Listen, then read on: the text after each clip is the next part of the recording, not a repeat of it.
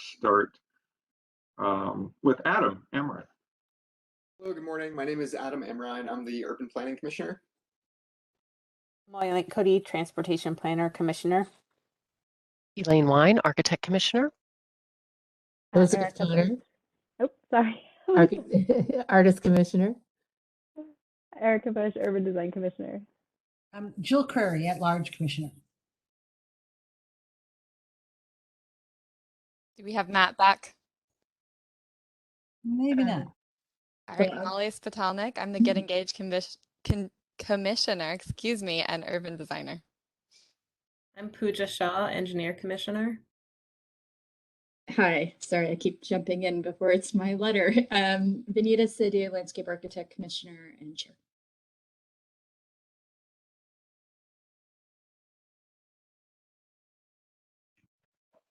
Great. I think that may be it. We're trying to figure out how to get Matt unmuted.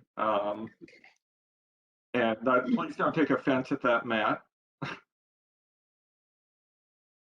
With that, Lauren, why don't we go ahead and have you start the presentation? And again, sorry that this is a little shorter. We're only here for about another 35 minutes.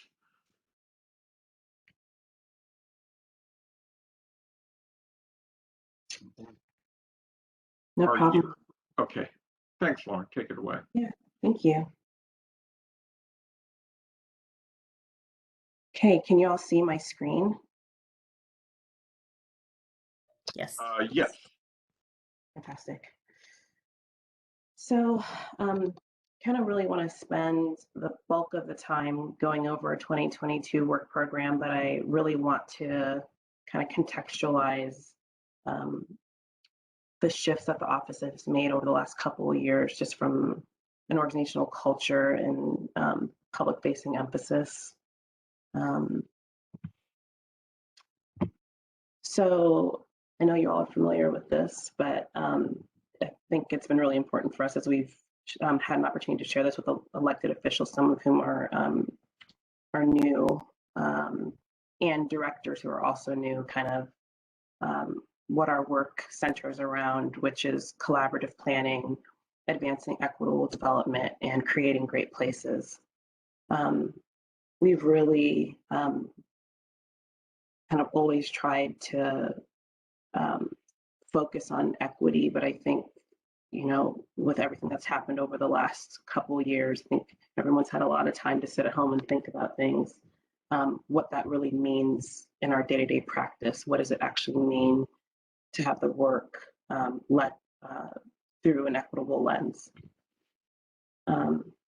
We've also spent a lot of time just talking about how we show up as practitioners, and really thinking about how to be more effective in the work we're doing and how to be more responsive to communities. So really thinking about leveraging investments, and I think we mean that in a couple of different ways, but particularly around infrastructure investment. How do we bring long-range planning to be additive and to create more benefit for community? Obviously, that leads to multiplying impact.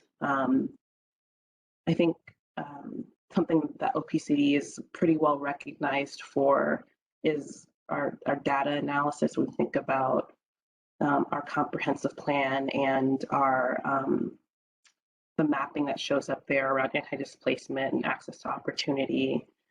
Some of the work we've done around community planning prioritization. To have the work that we do actually be informed by those data is something that we're really trying to more deeply embed and have that work be centered in equity from the beginning. Is something that we're really working a lot on. I think this will be familiar to folks in the room who obviously either are or engage with urban planners. There's a tendency to focus on the plan and sort of de-emphasize the process or delivery of outcomes from those plans. You know, those are sort of much more hard, much more difficult pieces, and also they depend on things outside of ourselves. But really trying to create processes and build political capital to where we can actually see implementation come out of the work that we're doing. I'll end with more robust community engagement, but I think we're trying to go beyond what that looks like and really trying to step back more and let community direct some processes much more than I think we've been comfortable doing in the past. We're supporting a lot of community-led planning efforts much more than we have historically, and also trying to create planning models where there's a sense of balance and accountability from beginning to end of projects. In that same vein, we developed, I believe, I think we started in 2020 and it moved through parts of 2021, a community engagement ethos that also appears on our website. And it really talks about how we believe we do that work and what community engagement means to the work.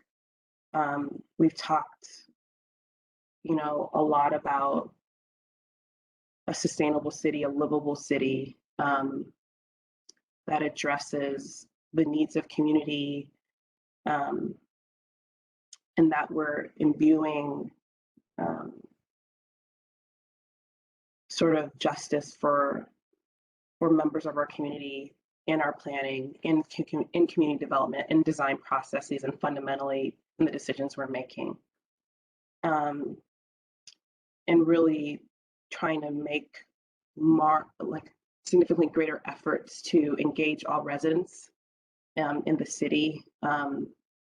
It's really, it's easy to sort of check the box of, having an open house and having the usual suspects show up and say that we've done community engagement, but actually being very serious about trying to really reach people and get people involved, particularly those who have been marginalized in the past. And we've talked about how to do that. And I think something that's really important for us is maintaining relationship over time. I think a knock that I think is really accurate is that, we show up when we have a survey we want to do. We have a plan that, we want to work on, but the community hasn't seen or heard from us or anyone else in the city in like a decade. And that doesn't really engender a lot of trust in trying to work on relationship building and maintenance. I've already talked about sort of the leading with racial equity piece and sort of understanding the history of how we've gotten to where we are. Bring engagement to the community instead of making the community come to us. Being responsive to needs and goals identified by and within communities. And then I think this is really important, is valuing and elevating assets and experiences within communities. That's something that, you come in and you plan, but you're not of a community. That's something that's really rich experientially that community can share with us that we, may not already know.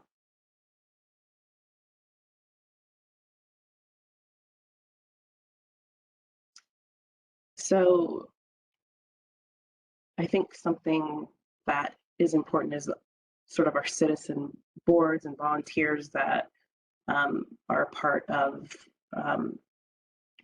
the commissions, obviously the one that I'm speaking to today with, DC, the Plan Commission, we have the EDI Advisory Board, we have a variety of community advisory groups,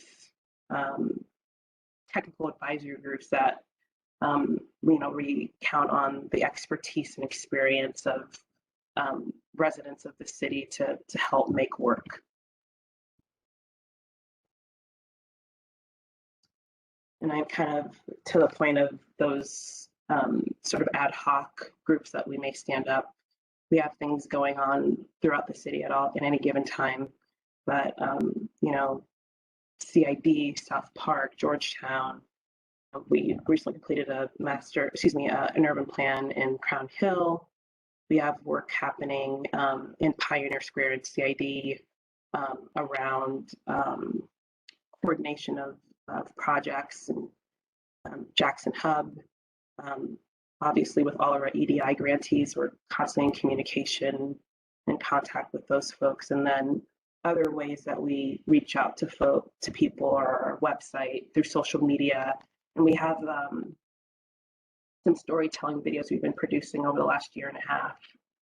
This is one of them now. It's actually quite long, so I'm not going to screen it now, but they're mostly videos for EDI grantees. So I encourage you to take a look at our YouTube channel or on our website if you're interested in watching the video. And with that, I'm going to dive into the specifics of our 2022 work program. And I'm going to start with the mayoral priorities that we shared with the Harrell administration earlier this year. So I think these are all sort of quite obvious things that we would indicate are, high priority for us. But I think it's worth noting, and I'll do a little bit of a deeper dive on the ones that are bolded. We have the comprehensive plan major update, long-term downtown recovery, the industrial maritime strategy, West Seattle to Bowd link extensions, Chinatown International District planning, and then EDI and strategic investment funds. So with the comprehensive plan, we see a tremendous amount of opportunities outside of, what traditionally happens during a major update. I think we really understand, after the feedback that was provided during the last update, and just kind of given the context that we find ourselves in the city at the moment, that we need a much stronger emphasis on racial equity in the plan, that we really need to take a careful look at anti-displacement and access to opportunity mapping 2.0, both in terms of not only updating it, but really making sure that our methodology really captures what's happening on the ground. I've already talked about how we've really been emphasizing community engagement in that approach. It needed to be really robust given how important the comprehensive plan is. We know that we need to take a look at neighborhood residential. There's obviously already been strides around breaking down what the notion of a single family neighborhood looks like. But really doing a more wholesale look at that is something that we need to do in this update. And then since the Seattle Transportation Plan, it's not the same timeline, but it's happening at the same time. So there's a tremendous opportunity for coordination and integration. We're really excited about that opportunity, as well as some other large planning efforts and levies that are happening at this time. SPU, City Light, Parks, all have major planning efforts that are going on right now in addition to SDOT. So we see a lot of opportunity there.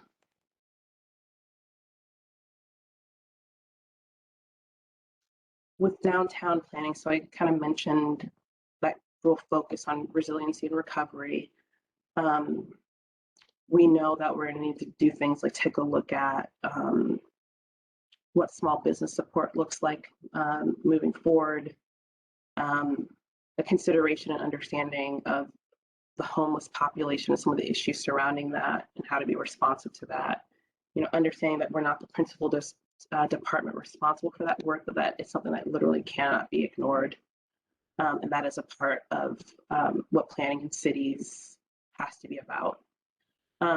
We have a small contract that's focused on COVID recovery and aiding BIPOC businesses. And then we have ongoing work that we're either supporting or co-leading in CID and Pioneer Square.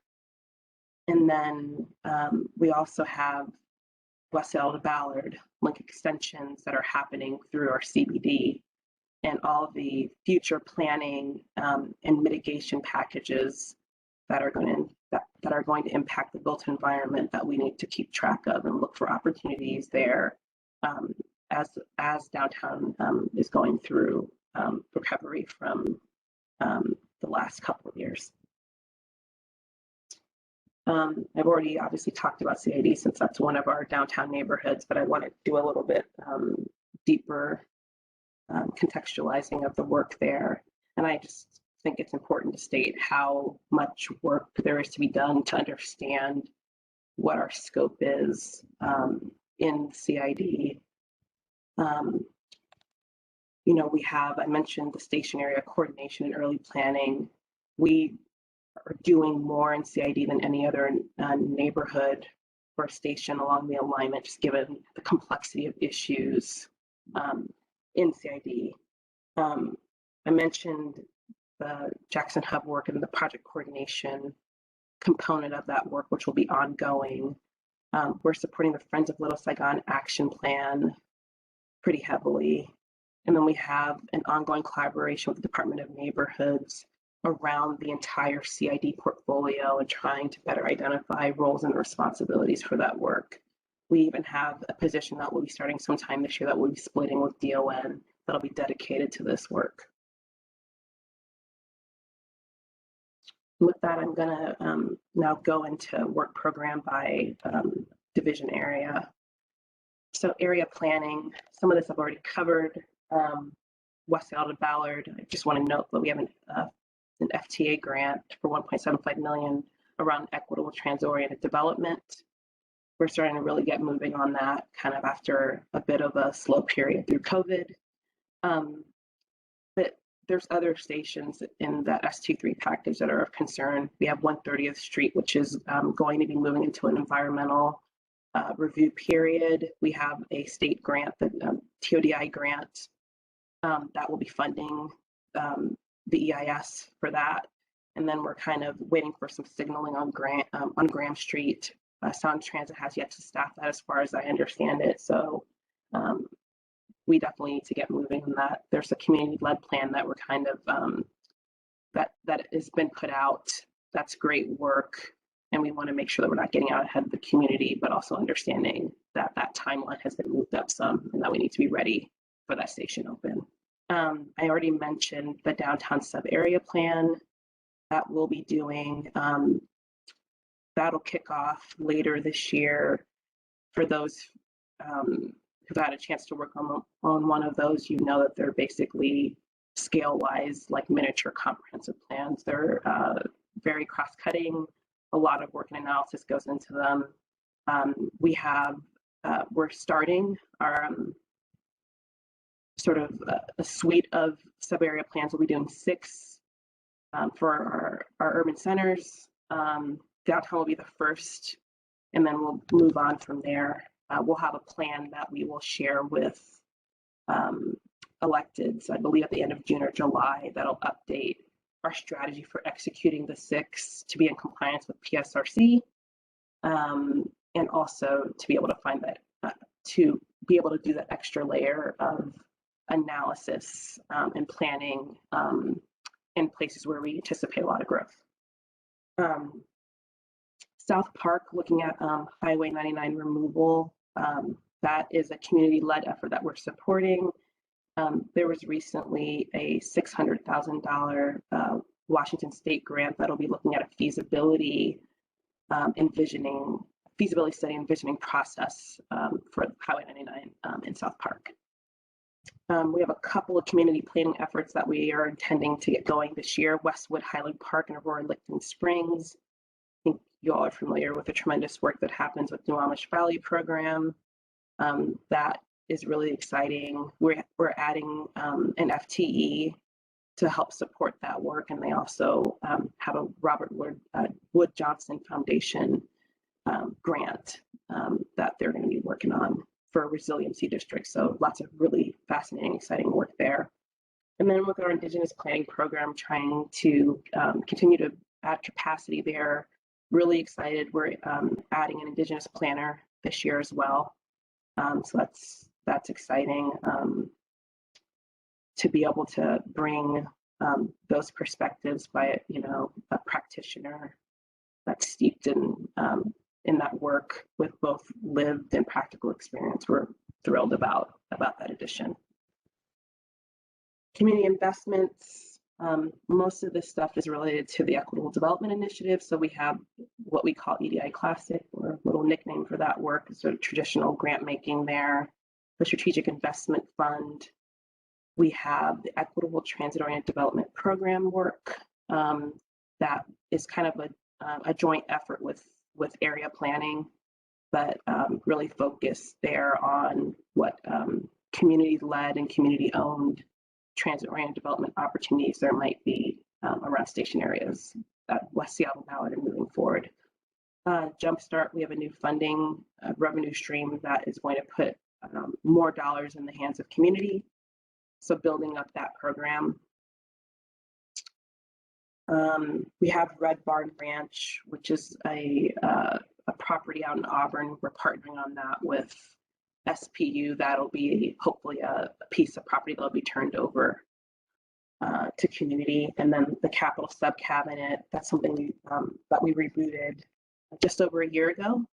And that's focused on sort of the synergies between long range planning and policy development and capital investment planning, and making sure that there's greater alignment there, and that we are finding opportunities to invest in the implementation of our long range and area planning efforts. Our land use policy division, I've kind of talked about the industrial maritime strategy very briefly, that being a top priority. We're exiting the environmental review phase there and really looking towards land use and zoning scenarios. So really excited about that work. Housing policy is something that we constantly have going, often in collaboration with the Office of Housing, but obviously they're focused on affordable. We're focused on all kinds of housing in addition to that support. So we have a variety of things going on there.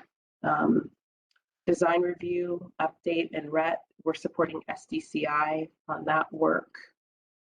The equitable development zoning is really around removing barriers to development.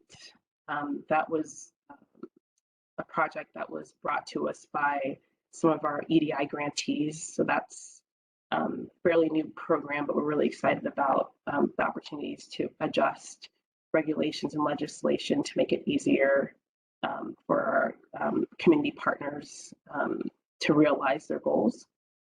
And then station area interim controls and rezones as we're moving through the environmental process on West Seattle to Ballard, and better kind of understanding some of those conditions, we will start looking at about what that means. I will add, though, I think this is really important, that this needs to be done within the framing that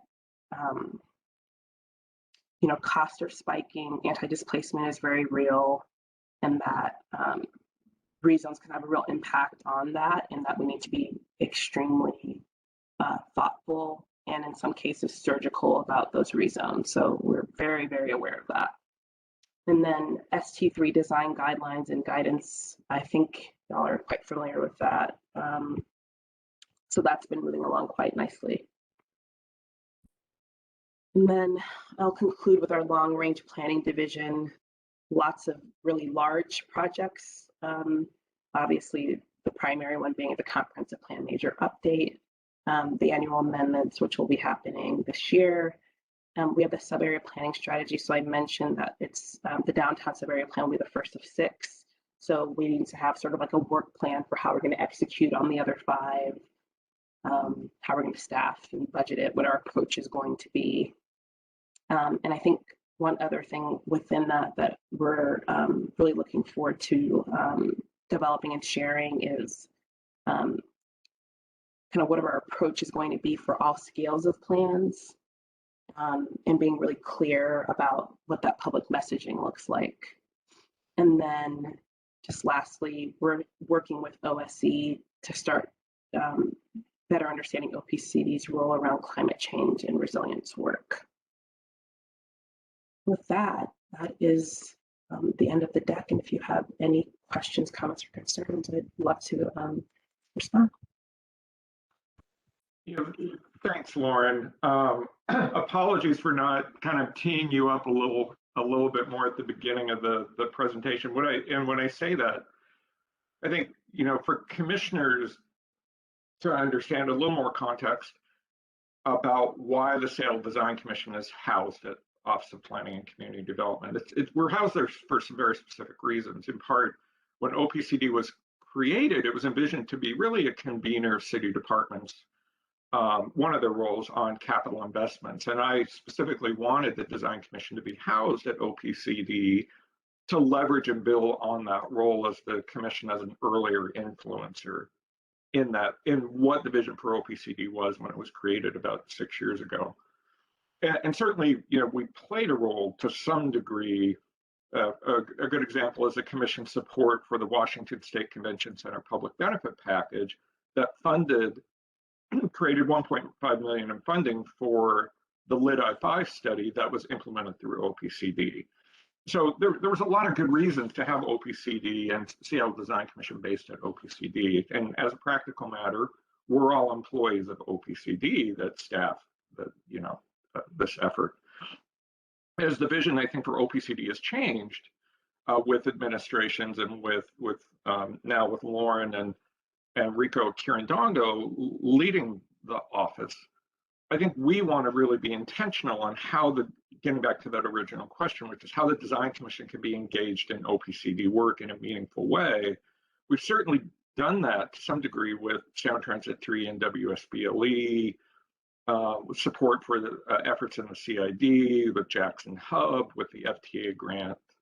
And I think, as Lauren laid out very carefully about what this future work looks like and where the commission may intersect with sub-area plans and how we support or inform public realm investments in relationship to sub-area planning. How the commission can leverage the efforts with the EDI board, which we've done, to some degree through the Cultural Space PDA and other capital investments that the EDI board and the EDI program might be, investing in. And, interestingly enough, I'm glad that you raised, Lauren, Red Barn Ranch. Red Barn Ranch was one of the very first Design Commission projects that we evaluated back in 1969.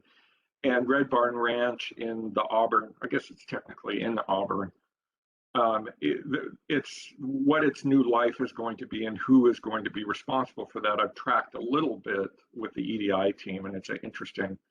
Its result has some real potential for the larger region.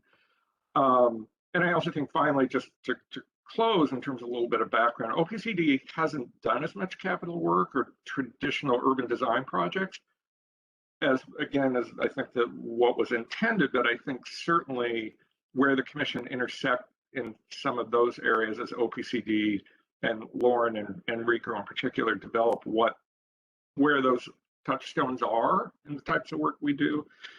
We plan on carrying through that conversation as much as we can and being as intentional as we can. I'm going to just stop there. I know we only have about 8 or 10 minutes left. I'm just going to throw it out to commissioners, understanding that, while we don't have much time left for this, we may ask you back, Lauren, for maybe a little bit more focus on some of the issues that you may hear right now from commissioners and follow up. And I'm gonna throw it to Amalia with her hand raised. Amalia? Thank you for this. And for those of you that have been on the commission with me for a while know that the capital cabinet is something that I love and think is a really important thing. And I'm really thankful that that's coming back. I think Molly and I have an example of a project that the commission has looked at that is in the final stages, still disagreement between different departments in the city that are preventing the project from moving forward. And so I hope that that group can while staying elevated, can also be a place where policies can be just move forward, hopefully. And as someone who has attended those in the past, I think it's an important piece, and it really fell off. And personally, very disappointed that a previous administration could not keep that moving forward.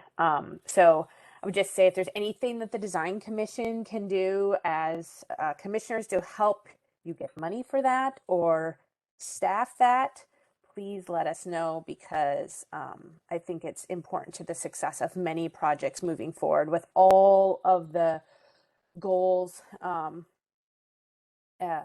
the city has. My other question / comment is around the equity components, and all departments are bringing in equity. That's great. Who would you view OPCD as the owner of the equity data, with the demographer being the center of that? And do you feel like that most departments know that and come to you as a baseline for their work and analysis? I love that last question. It's super, it's very timely. Michael was visiting us, Office of Housing Director, and told us that she was showing her staff the anti-displacement access to opportunity mapping, and many had never seen it before. So do I think we're not the exclusive holder of equity data, but I think we're the leader. Like, I think we have the most comprehensive set of data, and I think we have the most practitioners on hand who understand how to apply it based on what I've seen. And I think a lot of people come to our demographer, Diana Canzaneri, and a number of our staff. It's not even just Diana or Jennifer with GIS, like a number of our line staff, our strategic advisors and plan development specialists are tapped by other departments to come in and help. Like, we have the outside citywide mapping that was developed by Casey James in our office, and a number of departments use that data. They don't have their own around like open space and things like that. So that's the beauty of the Capital Subcabinet, because I think one of the conversations we're having is around how do you baseline data mapping to help you make decisions, and how do you prioritize the investments you're making. That becomes really tricky when everyone's using different resources. It becomes significantly easier if it's streamlined, and also it's more efficient because we can pour all of our resources into sort of developing that one set of data and representation of that data. So we're starting to have those conversations in the subcabinet now. I really appreciate that comment. To Michael's point about OPCD being conveners, I think that is one of the ways where I think it hasn't worked in the past that we're hopeful it can work moving forward. And I think we're really focused on understanding why it wasn't successful in the past, and setting up the infrastructure and shared understanding to make sure that it has legs. And I really appreciate the comment about resourcing. That has been really tough. We're kind of cobbling people's time right now. It's not staff. I think something of that magnitude needs dedicated staff. We don't yet have that, but we're hoping that we can at least push through frameworking and prioritization, and hopefully people will be satisfied enough with those results that they'll want to put resource towards it. The last thing I'll say is, we do have a champion in the mayor's office. Marco Lowe is going to be working with us on the subcabinet, has been very supportive, and has been bringing his staff team to bear from a resource perspective. So I think, given the excitement of other directors, how much buy-in there is, I'm hopeful that this will work better this time. I think the city hall needed a tiebreaker on certain issues. It's interesting, Lauren, the commission and their commitment to equitable outcomes and the projects that we look at has really advanced demographics as being the underpinning of equitable outcomes. And I think that we probably owe you some of that. We should be sharing some of that with you. So to get to the question about if OPCD has the biggest body of work that is, reliable might not be the right word. Sharing what we have might be helpful for Diana's resources. Elizabeth? I was thinking about the same thing. Often I think, especially when we are insisting upon attention to equitable outcomes, we're asking developers or design teams to provide data and be data driven, and especially in terms of community involvement and community leadership. And so I'm wondering if we should be, and I'm not sure we give them any tools for that. So I'm wondering if we should be referring designers, developers to your office, or what would the mechanism be? I think that's a really great question. I think it brings to mind what's happening with the design review update. We work with DCI quite a bit. We used to be part of that department for a long time, but I think that's a really good point. I think providing the framework and contextualizing the ask that we're making instead of expecting people to create their own would be significantly more successful. But yeah, I think in a lot of cases, it does make sense. We work with developers a lot of times before they go to DCI around early ideation. So definitely happy to field questions that folks may have around data resources and things of that nature. Thank you. Why don't we have one more question with Erica before we have to break for lunch before we come back at 12:30. Thanks, Michael. Lauren, thank you for all the updates. That was really wonderful to hear those. It's nice to kind of like see them all in one place because you're not sure which ones you desperately hear about sometimes versus others. I think the note you had on one of the slides about elevating assets from communities, I thought was really critical. And I was sort of curious about the work that you're doing in that because there are so many literal physical assets in these communities that mean so much to them.